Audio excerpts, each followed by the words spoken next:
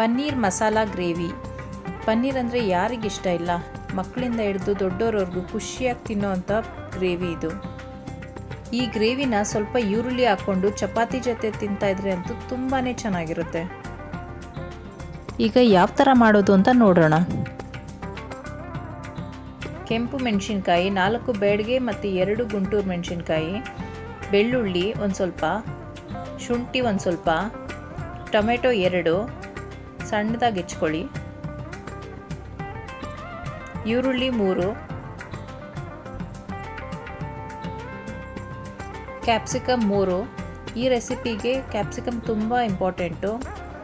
1 ಇಂಚು ಲವಂಗ 4, ಕ್ಯಾಶು ಒಂದು 8-10. ಈಗ ಹೇಳಿದ್ದೆಲ್ಲ ಐಟಮ್ನೂ ನಾವು ಒಂದು ಪ್ಯಾನ್ಗೆ ಎಣ್ಣೆ ಹಾಕ್ಕೊಂಡು ಫ್ರೈ ಮಾಡ್ಕೊಬೇಕು.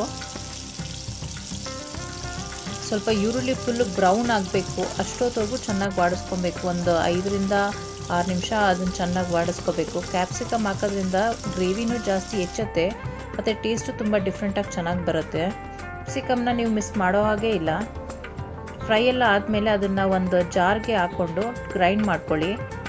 ನುಣ್ಣಗೆ ಪೇಸ್ಟ್ ಮಾಡ್ಕೊಬೇಕು, ಫುಲ್ ಫೈನ್ ಪೇಸ್ಟ್ ಆಗಿರಬೇಕು. ತರಿ ಮಾಡ್ಕೊಬೇಡಿ, ಚೆನ್ನಾಗಿ ಬರೋದಿಲ್ಲ. ನೋಡಿ ಈ ಥರ ಫುಲ್ಲು ನೈಸಾಗಿ ಇರಬೇಕು.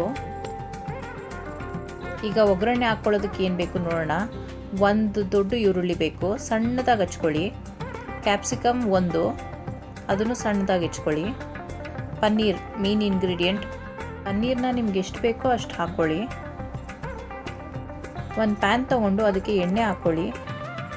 ಅದಕ್ಕೆ ಒಂದು ಸ್ವಲ್ಪ ಚಕ್ಕೆ ಮತ್ತು ಪಲಾವ್ ಎಲೆ ಹಾಕ್ಕೊಂಡು ಫ್ರೈ ಮಾಡ್ಕೊಳ್ಳಿ. ಆಮೇಲೆ ಹಚ್ಚಿಟ್ಕೊಂಡಿರೋಂಥ ಈರುಳ್ಳಿ ಹಾಕ್ಕೊಳ್ಳಿ.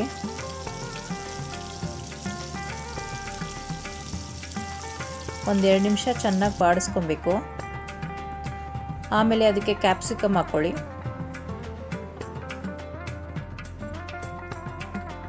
ಒಂದು ಸ್ಪೂನಷ್ಟು ಉಪ್ಪು ಹಾಕ್ಕೊಂಡು ಒಂದು 2 ನಿಮಿಷ ಚೆನ್ನಾಗಿ ಫ್ರೈ ಮಾಡ್ಕೊಬೇಕು. ಆಮೇಲೆ ರುಬ್ಬಿಟ್ಕೊಂಡಿದ್ದಂಥ ಮಸಾಲ ಪೇಸ್ಟ್ನ ಒಳಗಡೆ ಹಾಕ್ಕೊಂಡು ಒಂದು 5 ನಿಮಿಷನೇ ಚೆನ್ನಾಗಿ ಫ್ರೈ ಮಾಡಿಕೊಂಡು ಅದನ್ನು ಮುಚ್ಚಿಟ್ರೂ ಪರವಾಗಿಲ್ಲ.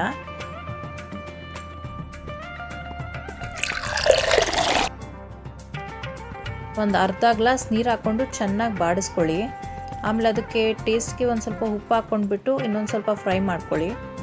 ಆಮೇಲೆ ಮುಚ್ಚಿಟ್ಬಿಡಿ. ಸ್ವಲ್ಪ ಆ ಎಣ್ಣೆ ಎಲ್ಲ ಸೆಪ್ರೇಟ್ ಆಗಬೇಕು ಗ್ರೇವಿಯಿಂದ, ಅಲ್ಲಿವರೆಗೂ ಒಂದು 3 ನಿಮಿಷದಷ್ಟಾದರೂ ಮುಚ್ಚಿಟ್ಬಿಡಿ.